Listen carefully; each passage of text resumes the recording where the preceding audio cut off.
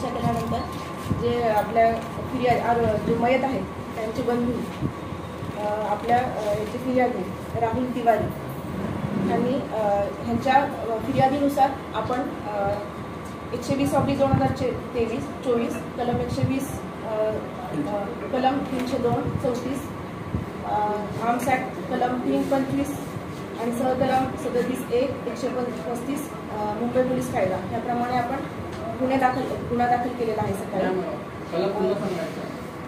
34 Madhavi सहकलम 325 arms act सहकलम 37(1) व 135 Maharashtra police कायदा त्याच्यातून असं दिसून येत आहे फायनान्शियल रिझन आहे याच्यामध्ये, म्हणजे पैशाचे देवाण जे आपला मुख्य आरोपी आहे मराठी जो मुख्य आरोपी आहे आपल्याकडे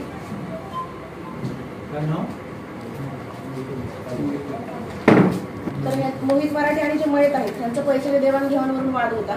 यापूर्वी एक काही भांडण झालं होतं त्यांचे फाइनेंशियल आर्थिक व्यवहार फिरियादी है उन्होंने अपने फिरियाद में दिया है कि 2012 को एक गुना दाखिल था, इसमें जो हमारे मयत थे वो आरोपी थे और जो आरोपी है उनके भाई का मर्डर हुआ था। हाँ धर्म उन्होंने गुना अभी वो चल रहा है, उनका मतलब पुरावा मिला है उनके खिलाफ, अभी उनका इन्वेस्टिगेशन चल रहा है। आरोपी मोहित दिलीप मराठे वय 36 वर्ष संजय नगर राज बंटी शंकर तावडे वय 42 वर्ष राहणार दसपुली हिरो शंकर दावणे हिरो शंकर दावणे वय 42 वर्ष राहणार दसपुली गोंदिया।